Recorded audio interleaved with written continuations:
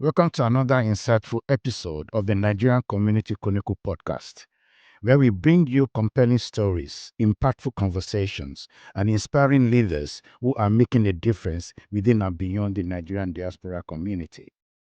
Today, we have the distinct privilege of hosting Councillor Sam Allen, a dedicated public servant and community advocate representing the Milton Ward in Southend-on-Sea.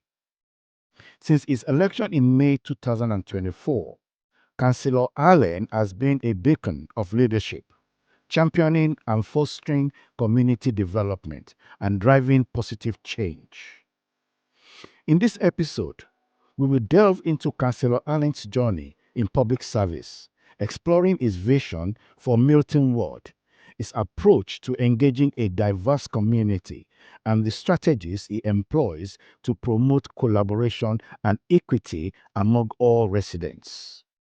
We will also discuss how diaspora communities, such as Nigerians in the UK, contribute to and benefit from these initiatives.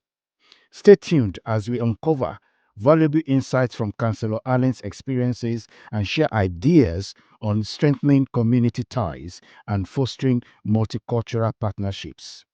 Thank you for joining us today, Councillor Allen. It's an honor to have you on the podcast, and we are excited to share your story with our viewers. Let's dive in. Thank you. Thank you. And good to see you and good to contribute to this. But thank you very much. Fantastic. It's an honor to have you on the podcast. Yes, we are very excited, to share your story with our viewers, and I'm sure you are ready as well to share your stories with them. I'm sure. Are you? Yes, I am. It's good. So let's dive in then. All right, Councillor. Yes. Right, please, could you share with our viewers a bit about your journey into public service? What inspired you, to take on this role as a councillor of Milton Ward? Yes. Thank you very much. And thank you to your listener. In terms of me, my journey has been, I like to serve people. I also like to create element of justice and also form equality. Yes. So I have a lot of key principles that guides me on my journey. And that is, for example, being representative, being supportive, and also justice and fairness. So both my role as a councillor, elected councillor, and in my previous life as a union leader, I've always strived in the sense that people, especially minority people in this country, need to have a voice. And my journey into politics is guides me in what I do, in what I say, and who do I represent. I represent everybody in my ward. As a matter of fact, my ward is almost about 90-something%, I would say, Anglo-Saxon. But I don't see that. I see them as a unity, and therefore represent them in a very collective way. So my political journey, the mantra is about justice, it's about fairness, it's about providing a voice for the voiceless and making sure that everybody get what they deserve. Fantastic. That's very good. When I was reading your bio and discussing with our producer, I read that Milton Ward is known for diversity. Yes. Now, how has this shaped your vision and approach to serving your constituents? It shaped my approach in the sense that it's an inner city ward. Okay. Being an inner city ward, we're privileged and have 2 train stations that comes into Southend, is also a ward that is actually have a bit of history. We've got a conservation area within the ward. We have on the edge of the ward, close to the seafront of the city, where we have the Never Never Land. We're actually going to restore that as part of our commitment as an administration, because my party, the Labour Party, now controls and runs the city jointly with Lib Dem. So in terms of the changing nature of the ward, we are attracting a lot of people who are coming from the east end of London, are coming from central London, and see our city as a destination of choice for all sorts of reasons. The 2 things, because we have the train station, people can commute into London and in and out of London. If you get a direct train or the first thing in the morning, it only takes about 45 minutes. You are in Fenchurch. So there are a lot of things that actually attract people to that part of Southend. So therefore, the community is changing. The diversity is strengthening. Working together. For example, I was going around my ward recently and then discovered that a number of houses, addresses on a particular road in my ward, I've got a lot of people from Zimbabwe, which is, again, a community that is growing. Also, on the other side of that, there are people who are from Jamaica, originally from Jamaica, who are also settling down in the ward and thriving and doing very well. We also then, recently, I met a group of people who are originally from Sudan. So we are having a community that actually is being comfortable with itself and proud in what they do and the mixing of that. So I'm privileged to be representing them. I'm privileged to be elected to represent them. So therefore, what I would call the majority, the settled community previously, I've also been very open-minded in accepting them, because to find a community, cohesive community that function, there have to be people that are coming in also respect and understand what is already existing in place, so that they can contribute to the community that we are trying to form. So that synergy is working very well, and I'm providing a leadership, or at least as a servant of the ward, to make sure that everybody function effectively.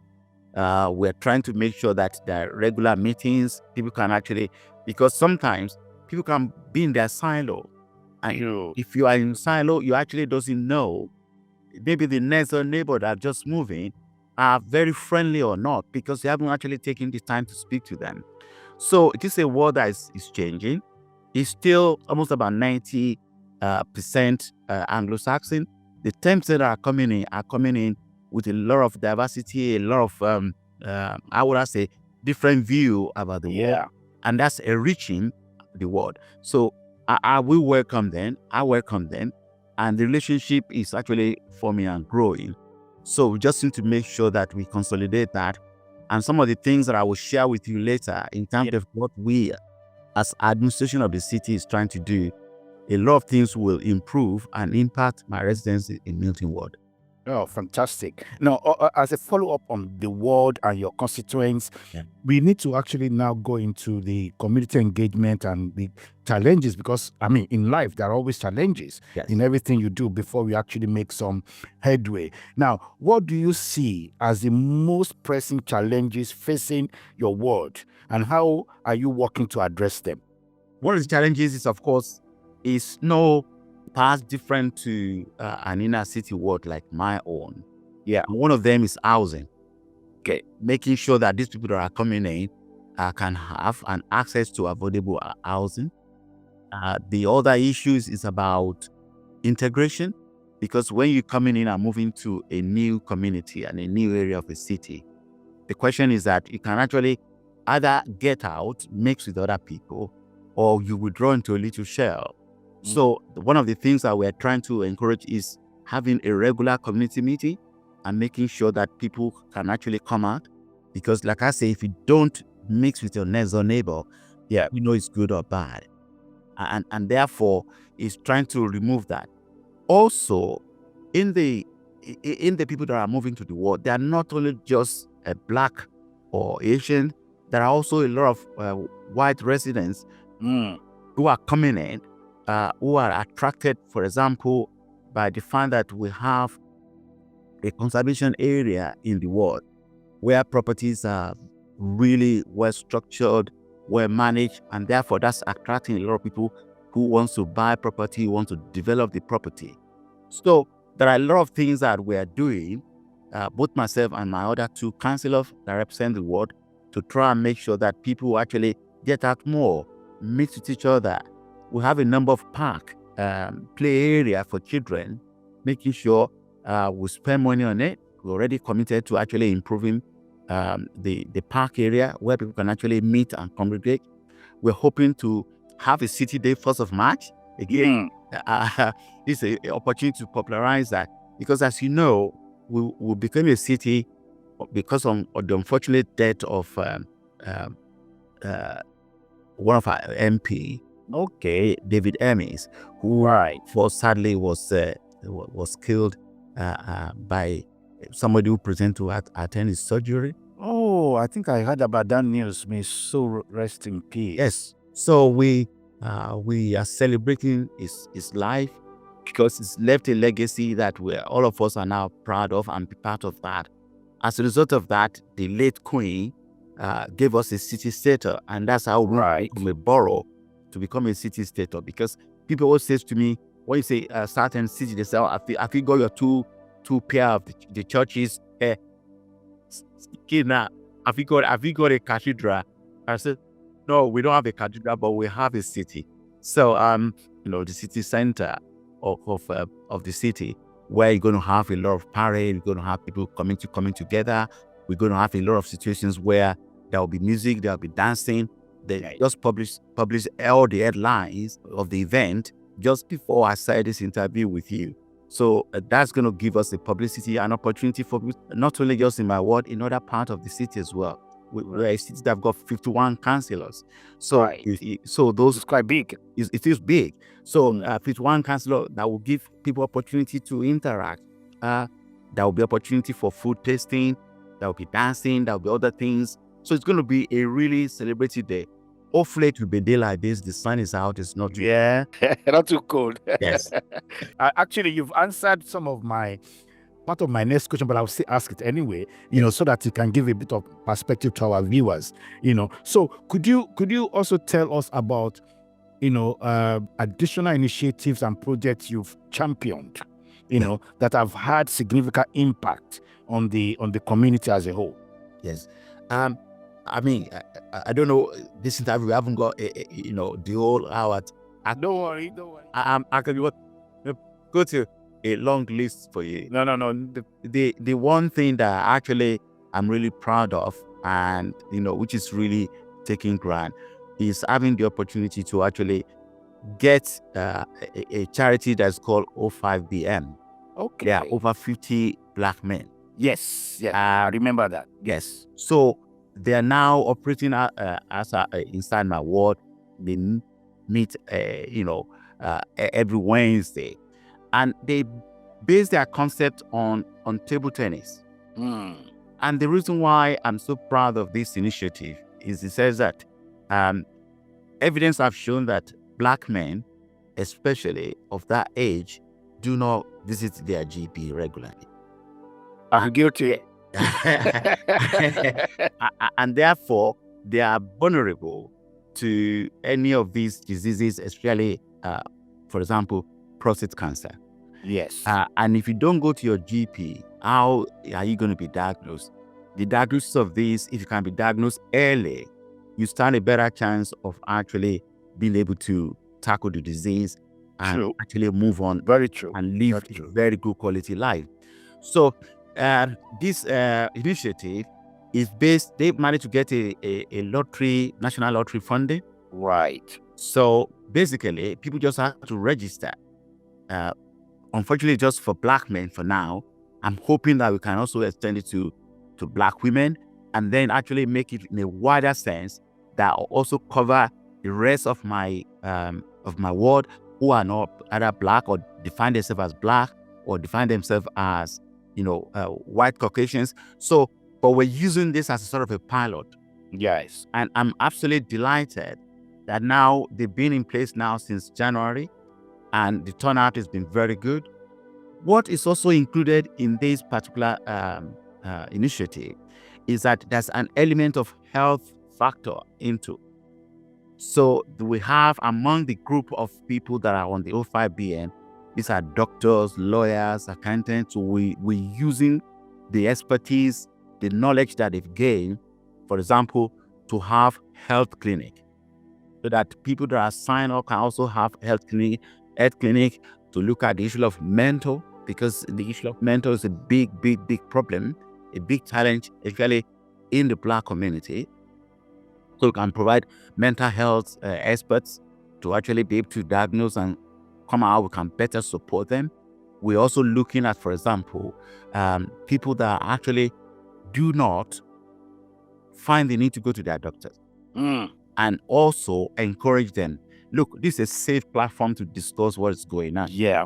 I don't want to go to your GP, but at least try and talk to this health expert, who, by the way, are giving their services free.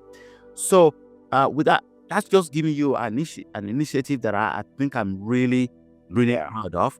And I'm hoping to see that will give us a blueprint of what can we do that will not only just only for Black men, that will extend to the rest of the community that I represent, who are equally might have issue of health facilities or have issues of health challenges. And we're dealing with issue where in terms of the backlog of people who actually waiting to see doctors are so long. So that might be an opportunity to try and begin to, we cannot replicate GP. That's not the best. Very true. The GPs have got a role, have got a place. But if you can have a venue or at least another channel where people can actually be able to get medical diagnosis or medical help, medical support, what can we, I don't see anything wrong with that. Yeah. I'm hoping that I will use that as a platform.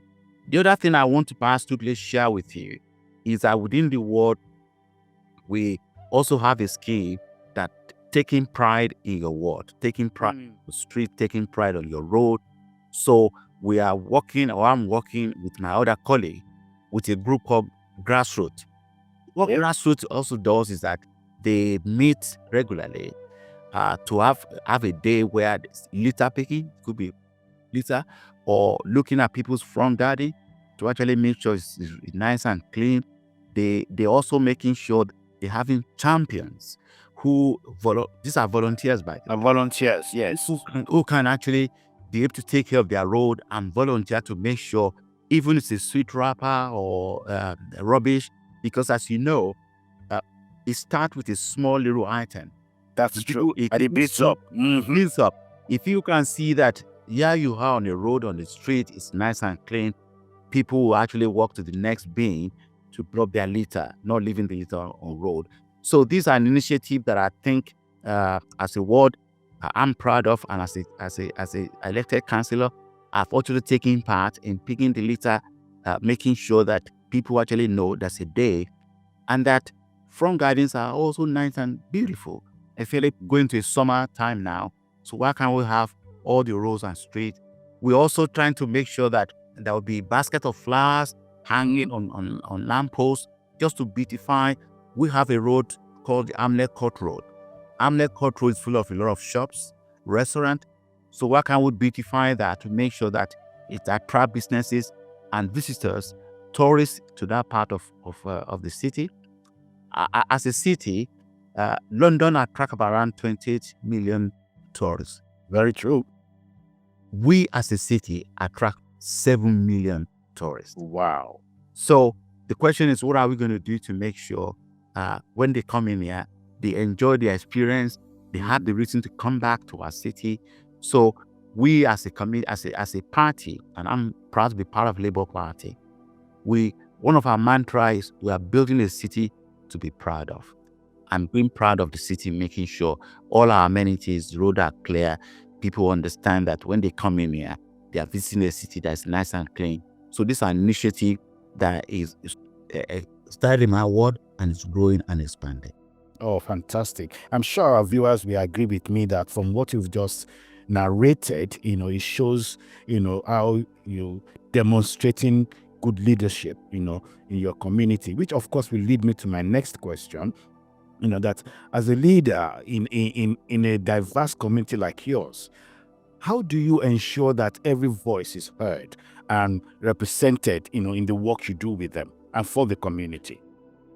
Thank you very much. That's a very good question.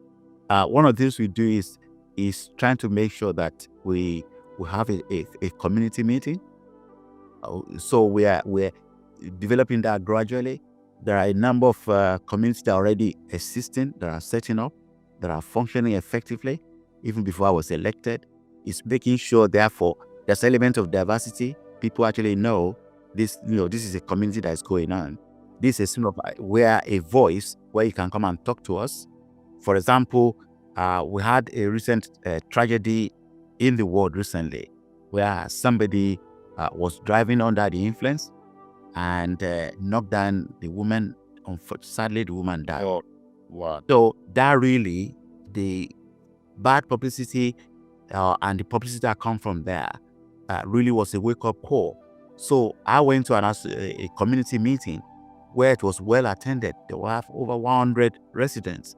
And these are residents, not only just black or white, mixed, everybody was there. Yeah. Because the nature of the accident and the way it happens was a shock to everybody. So we want to make sure that to do something to make sure that that never happens again, at least mitigate any future occurrence. So as a result of that, we invited to that meeting. My leader, the council leader, came to the meeting, and we were able to listen to the residents' concern and listen to suggestions.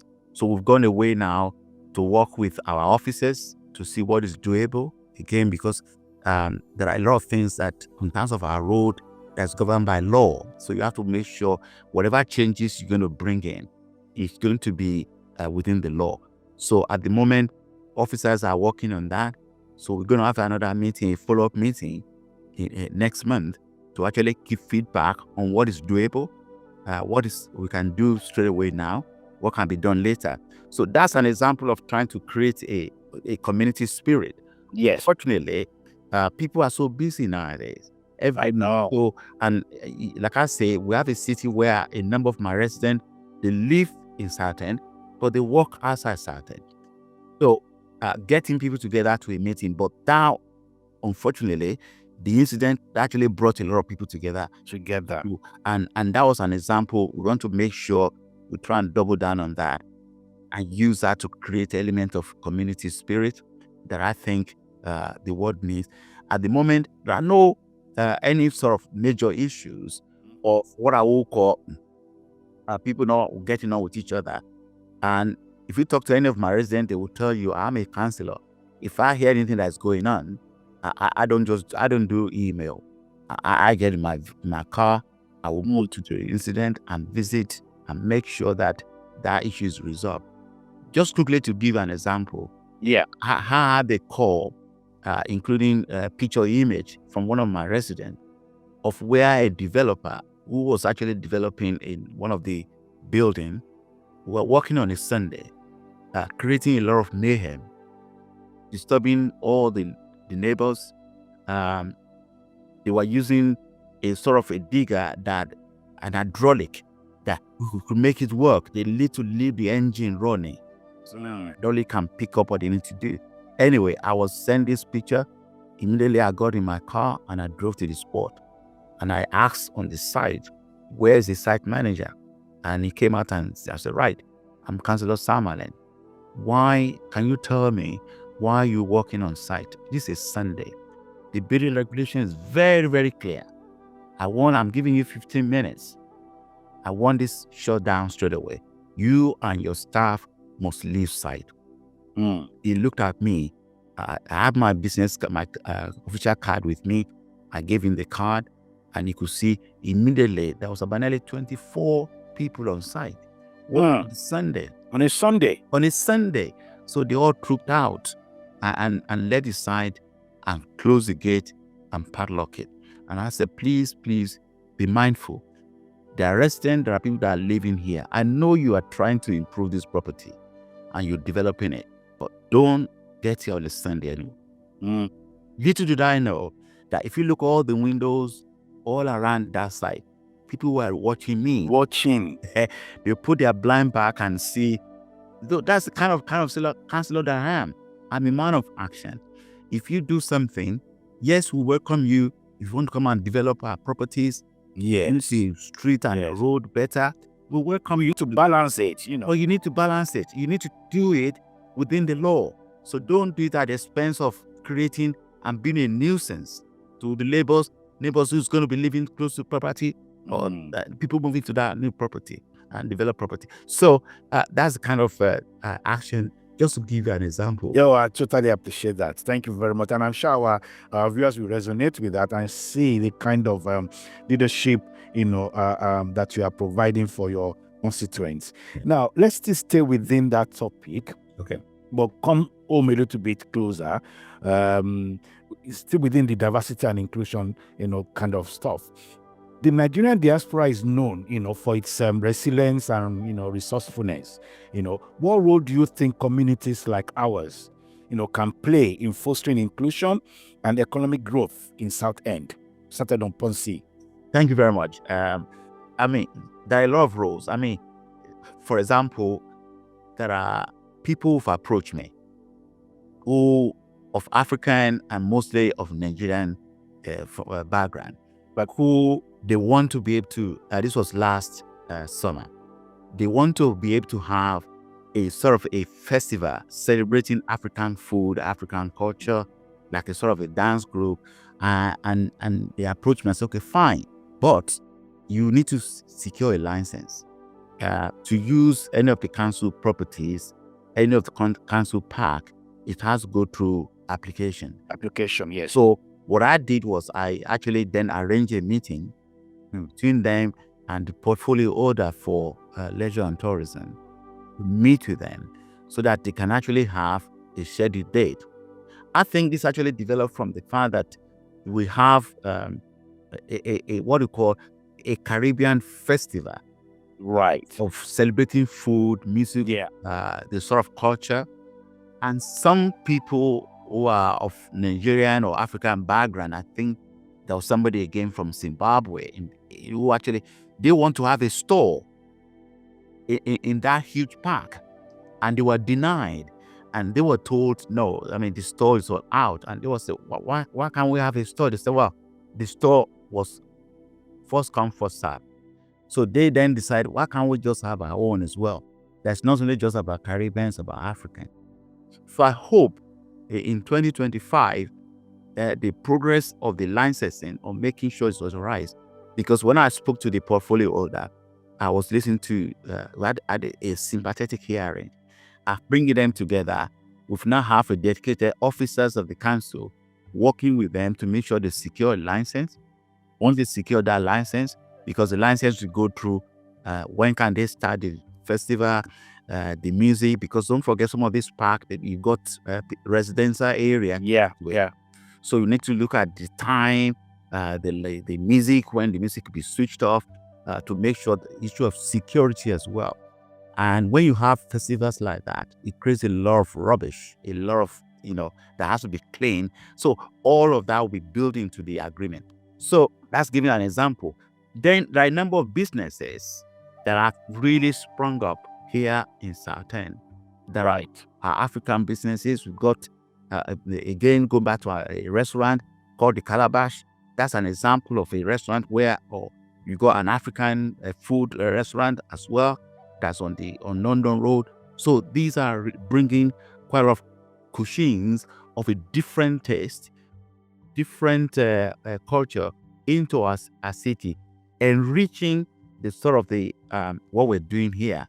There are businesses that are again selling foodstuffs who are again on London Road. So I was telling you earlier on about I met a group of people from Sudan. Yes. They've just opened up a barber shop. Right. The barber shop was thriving. So I actually went there and I saw what they were doing, and I said, this is really good. So what I'm going to do now is, one of the things I also do is, just to digress a little bit. Yeah, please. In terms of Black History Month, the past 4 years, even before I was elected, I was one of the committee that always organized Black History Month here in Southend. So we try to make sure we get a lot of diverse group coming to take part in that event. So now that I find there's a group of Sudanese here in Southend, which I didn't know there was before, where I'm going to make sure in 2025, we are giving them a slot where they can actually demonstrate and participate and feel involved in organizing the Black History Month. So there are so many things that's going on that I have taken initiative, and I feel that it's a city that we all have to be proud of the city, but we also need to make sure we're a very inclusive city. It's a welcoming city. We're a city that actually, feel comfortable in itself, in its skin, what we are doing. I will later on hopefully give opportunities to share with you what some of the things that's coming on Thursday this week. Going to discuss the budget for the city. I will share some of the things. Please go ahead. I'm sure our viewers will like to see what you are trying to achieve. Okay, let me just share with, for example, we are investing 24 million pounds into building new council homes. Right. Because we strongly believe that every one of our residents deserve a safe, decent, secure home. So this budget will deliver that. A lot of people, my residents will benefit from that. A lot of people coming into our city will also benefit from that. We want to invest at least over 9 million in maintaining and improving pleasure pier, because in my ward, the pier is in my ward. The pier, as you know, we got the longest pier in the world. Right. And that's a huge tourist attraction to us. Yeah. That pier is right in Milton Ward. Right. So a 9 million pounds investment over the next 5 years is going to transform and make that place even far more attractive. So when people come to our city, they can visit that area. When people visit that area, the restaurant, the cafe, everybody benefit, because people will come in and spend money. People sometimes will come in with their family, will stay in some of our hotel on the seafront, or some of our hotel in the city. So we are also increasing our temporary housing budget by 250,000 to support risk of homelessness, because that's another thing we are having to deal with as a ward, Milton Ward. We're in the center of the city, so we attract quite a lot of people living rough. So we want to make sure we deal with that. We are protecting the cliff, because if you go to the seafront again in my ward, that's city cliff. Yeah. Yes. So of course, subsidence is a big problem. So we are trying to make sure that we stabilize the cliff, to make sure that, by stabilizing it, it's protecting for a long period of time for the future. For example, and we are also putting 3 million pounds into resurfacing our pavement to make sure, our road is, fit for purpose. People that actually come with children on wheelchair or maybe pushchair, they also can walk through our pavement uninterrupted and feel that they're not at risk of tripping over. So that's just giving you some of the outline of the sort of things that we're doing for the city, which also will indirectly benefit people living in my ward. For example, we put in a dedicated 2.63 million into fixing potholes. Wow. Because we want to make sure that all our potholes is not only just dumping the quota there, is properly fixed. Is fixed up, fit for standard.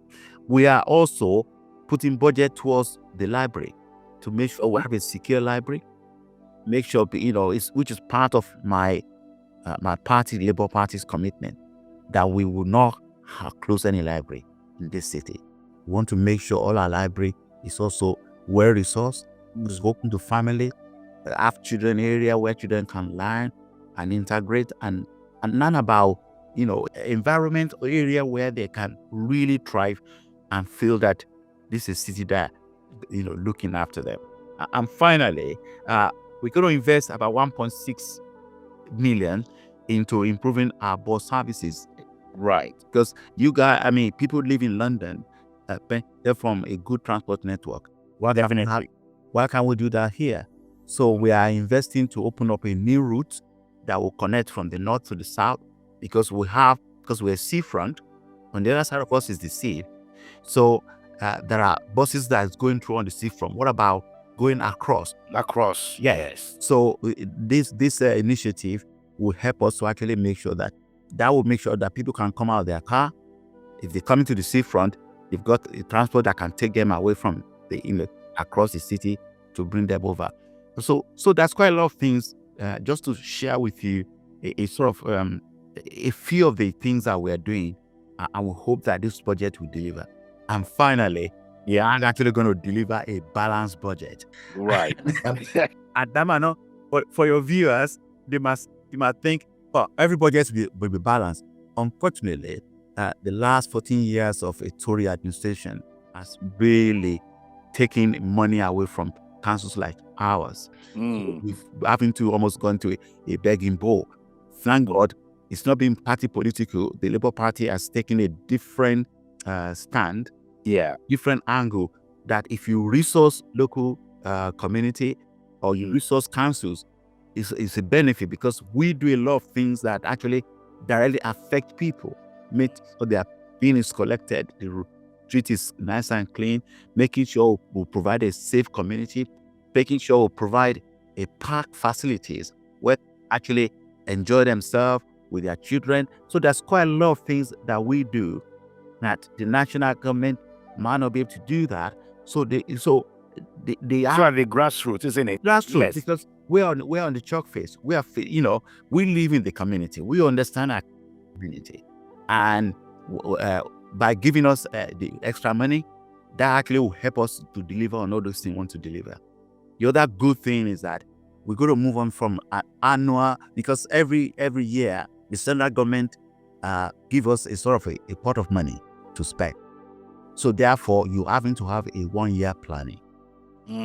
Now they want to move to 2 or 3 years. Yes. So because a huge administration like ours, you need at least a 24-month planning nice, so that it gives you a sort of a time to actually make things right, look at what works, what doesn't work. So hopefully with the plan of a local government reorganization is coming down the line, it's called devolution. We are, as a city council, we are one of the priority areas of devolution. Devolution will give us more power, will give us more resources, will give us an elected mayor who can take strategic directions of what the greater excess needs to do, and whatever it's going to be called. They haven't got a name yet, but we now get indication from Angela Rayner, the Deputy Prime Minister, to actually who's devoted a champion of local government.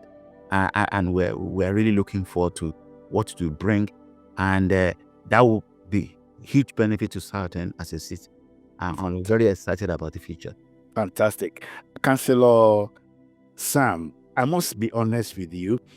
I intentionally gave you the floor because you've touched every bone of the concept of this project, NACAiD.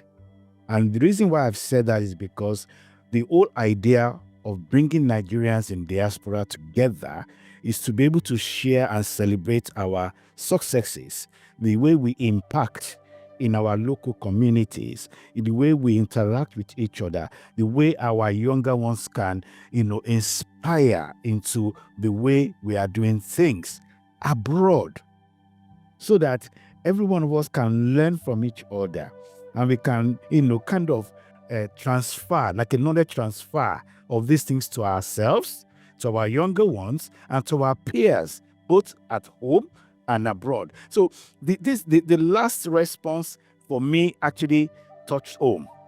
For me, and I'm sure our viewers will resonate with that as well. And I'd like to thank you especially, for that, because very elaborate and very methodical. And it's in fact, I really like it so much that I like to, that is why I'm giving this speech, just to, encourage you more. Well done with the work you're doing. And I think it's very, very good. And I'm sure our viewers, we kind of celebrate that as well. And also, take that on board wherever they need. I'm sure they will get in touch with you.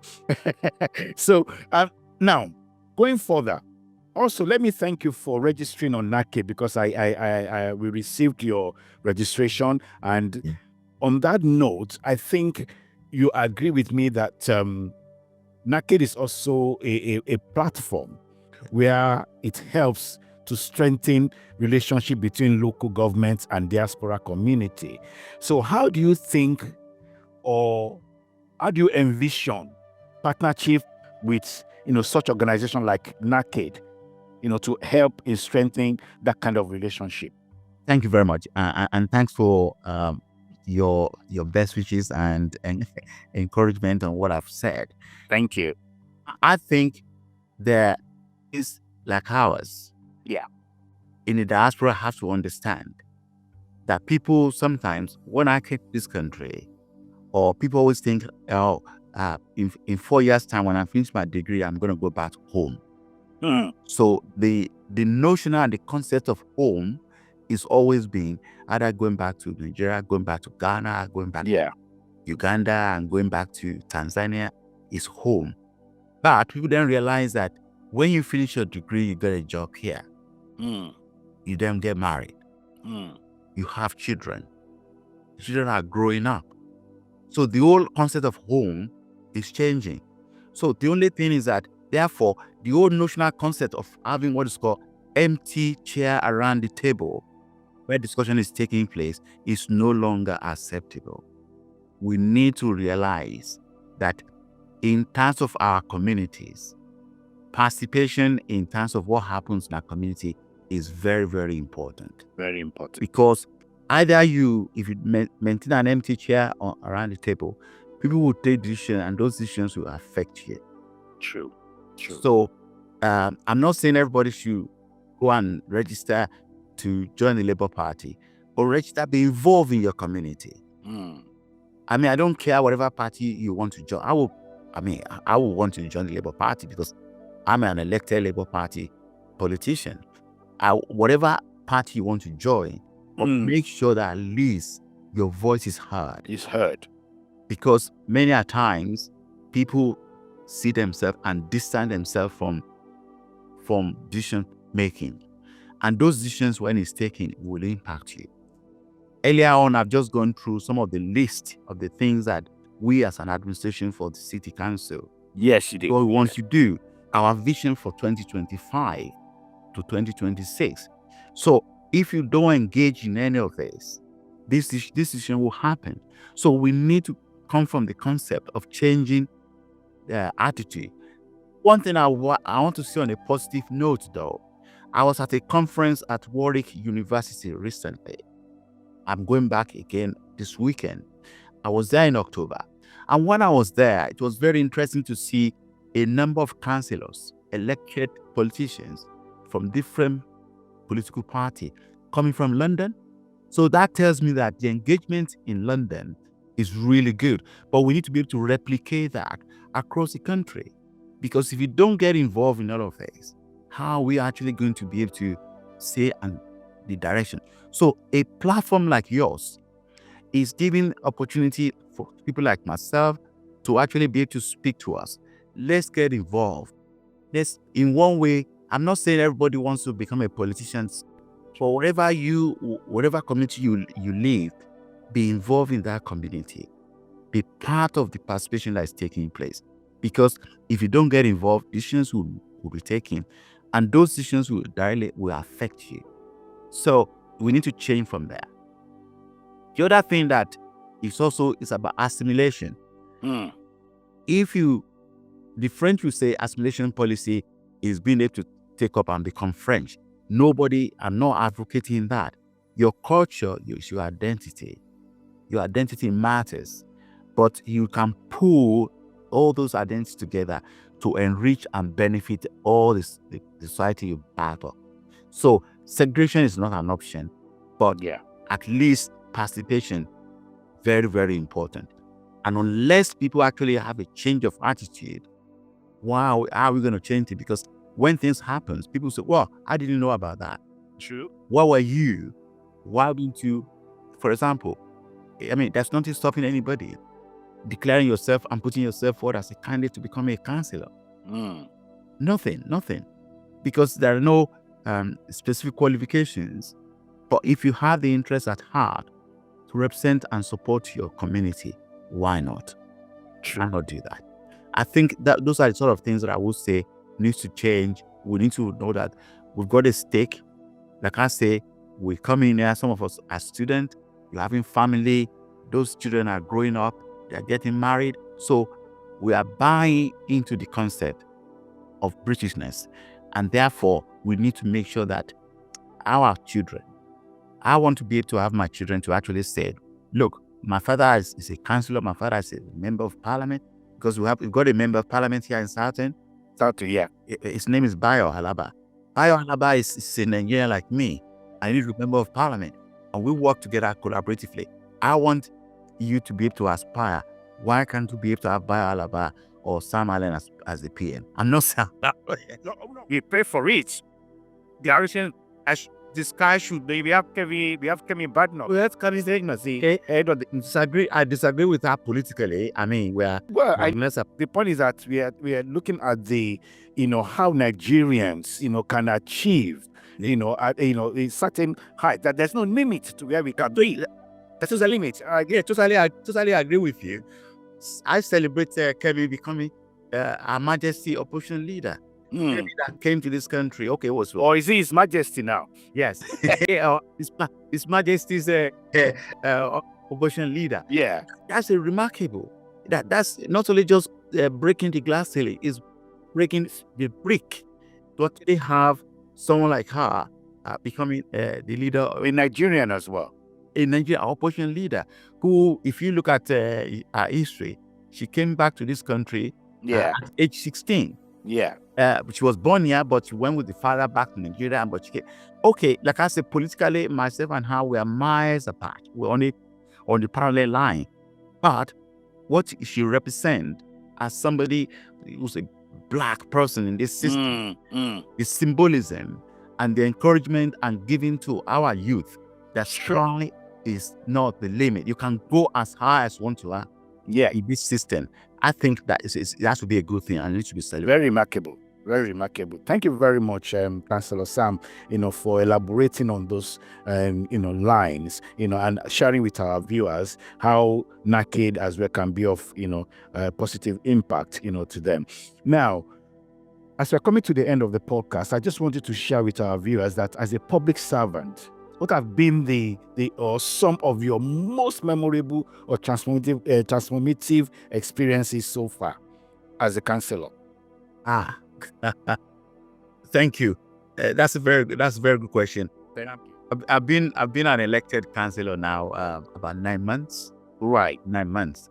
So, but I will just share with you a memorable moment. There has been a number of memorable moments.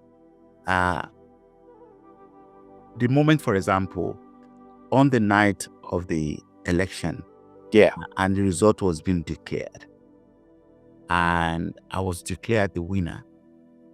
I was declared the winner among candidates who are all white, who are, I think, actually, correction. One of them is from Asian background.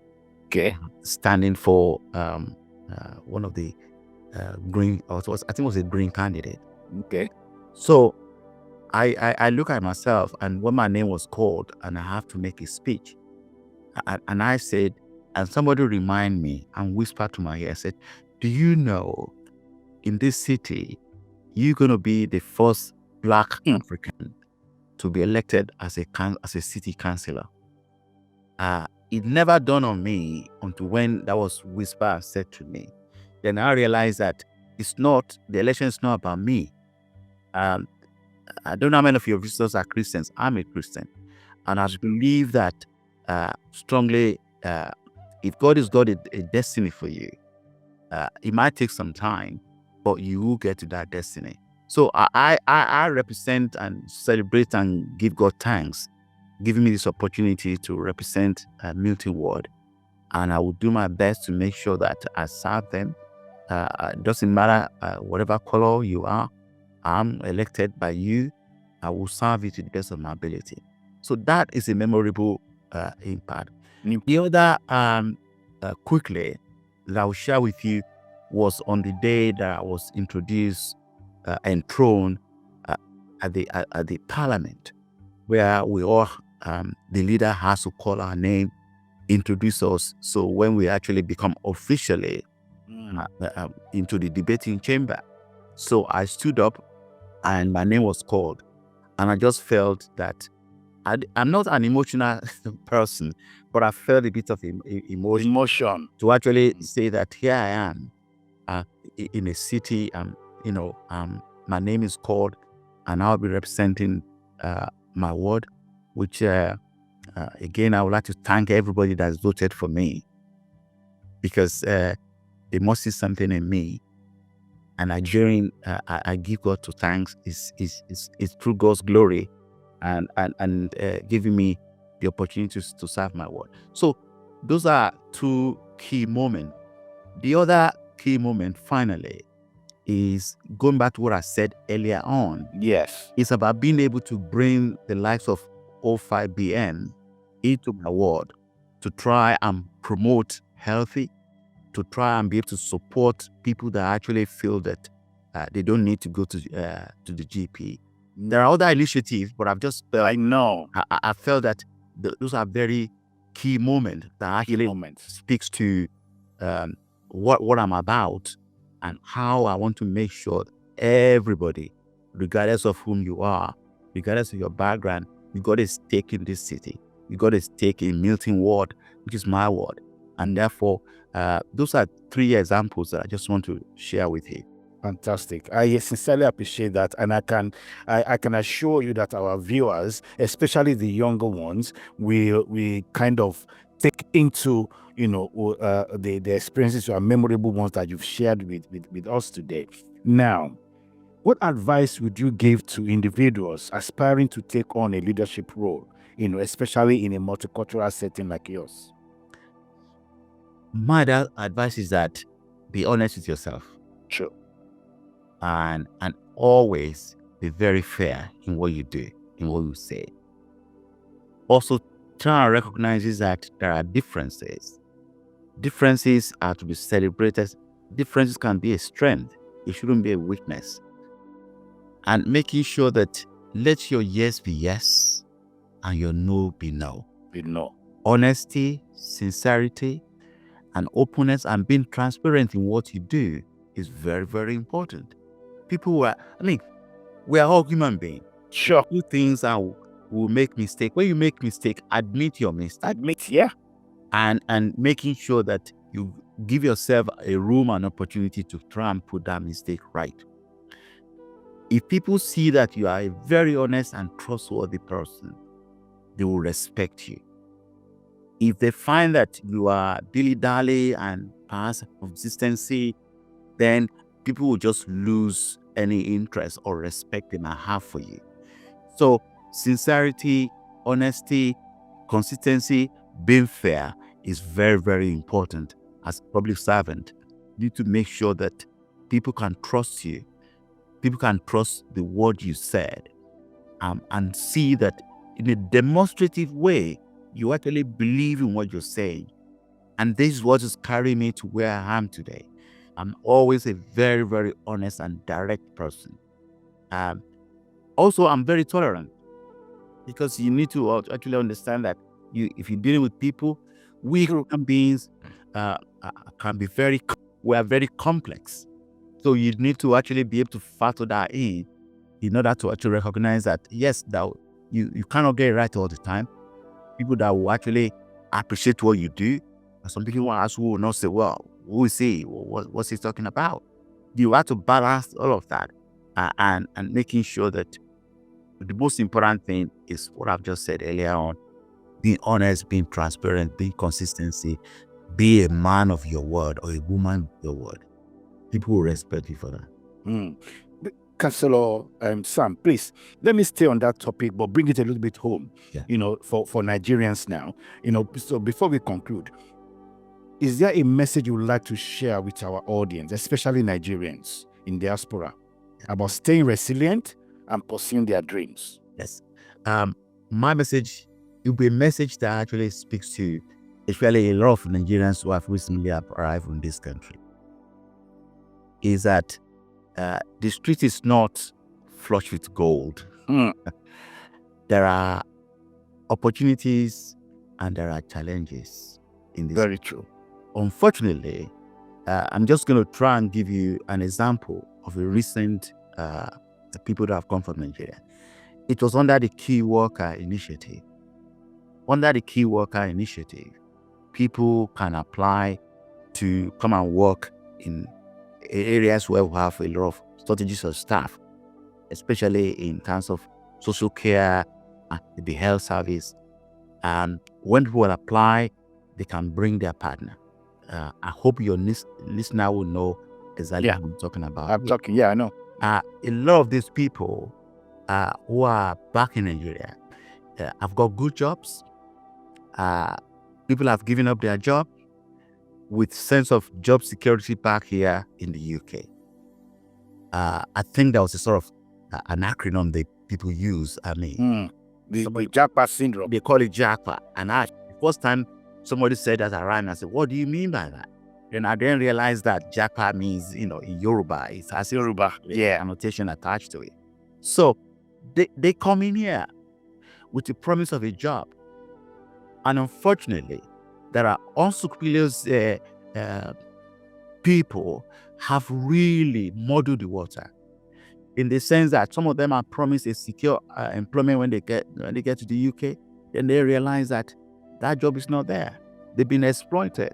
They've been taken advantage of.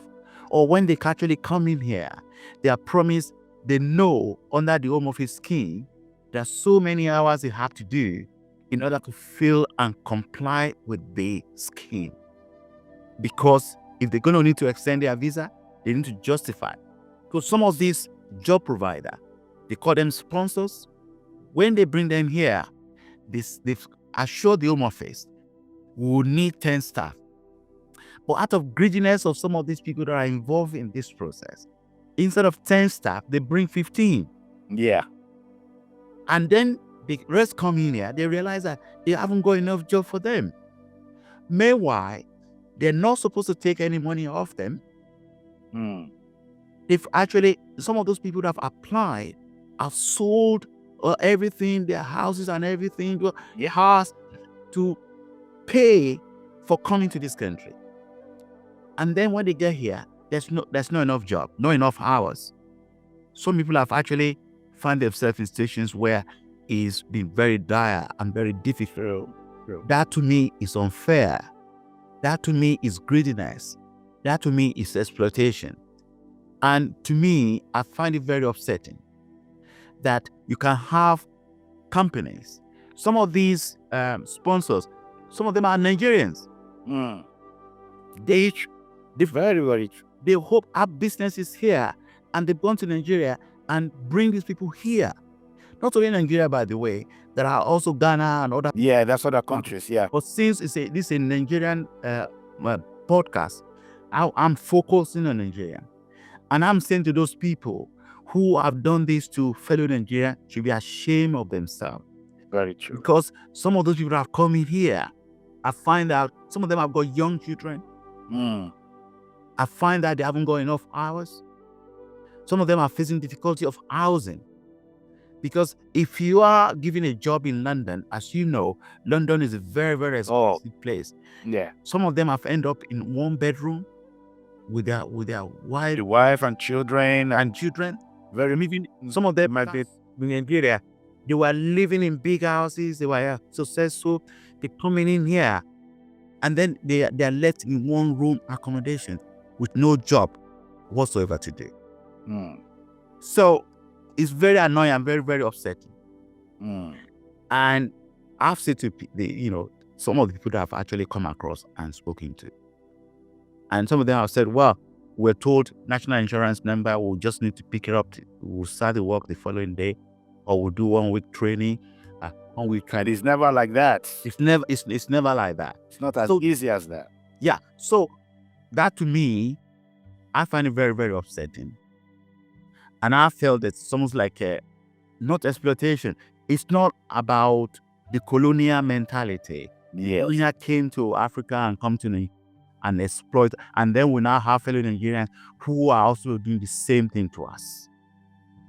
And people like that should be ashamed.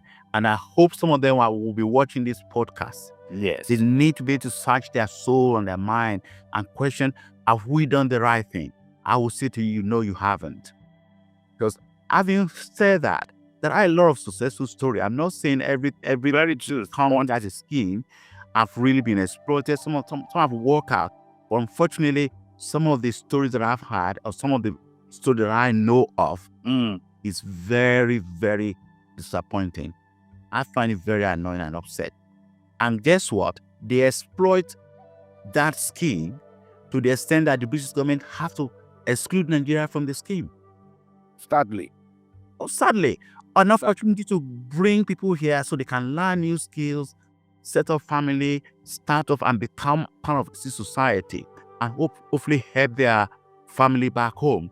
It's been exploited, and to the extent that I begin to ask myself, why is these Nigerians always do all these things to ourselves? Yeah, to ourselves.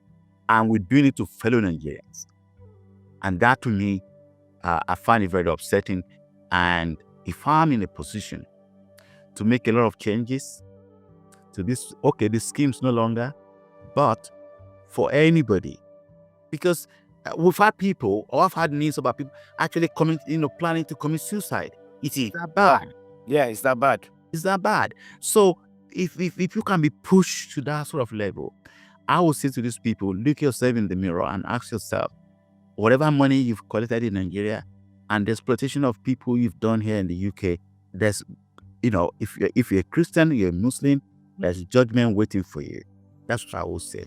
Very true. Very true. Sorry to go on about. No. See, I like I said before, when you are saying things that I believe our viewers will benefit from, I wouldn't like to interrupt you. I've been signaling to my producer now to let him allow you to, to exhaust that particular question, because it's very important, for whoever is planning, or to be taken advantage of, to be warned, so that they can, learn from others, and maybe that can also stop, those that are taking advantage of other Nigerians. So that is the reason why I let you, carry on with that. Nevertheless, Councillor Sam, lastly, what's on the horizon for you as a councillor? Are there any exciting projects or initiatives coming, coming our way, or your constituents? Like I say, I've been elected councillor now, and for that, for the past 9 months, I'm elected for a 4-year. Okay. I'm not due for election until 2028. Okay. Having said that, the government, as you know, I've just announced about what's called devolution. Some of your listeners might not, or viewers might not know anything about devolution. Okay. About devolving power to local communities, devolving power to city council like ours. So that actually means our responsibility will change. We'll take on a more strategic role, involve people, and therefore, I'm excited about the next 3-4 years. Okay. After that, I don't know. Somebody says to me and say, "What do you want to go to become a member of parliament, become an MP?" I say, "Look, what I'm doing here, I'm enjoying it. As a matter of fact, as a member of parliament, you are just one of 360 something members. Here in Southend, I'm one of 51, and I'm one of 19 Labour councillors that hold the city.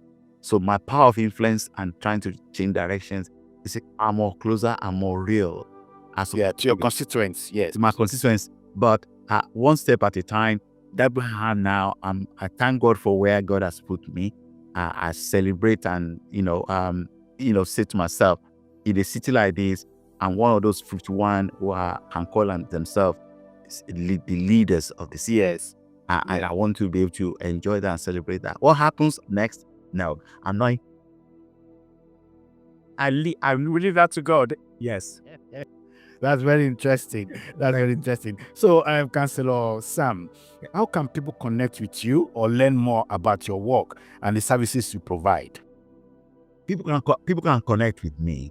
If you go on to Southend City Council website, you go all my details, including a mugshot of myself. In there, you've got my email, which is the council email.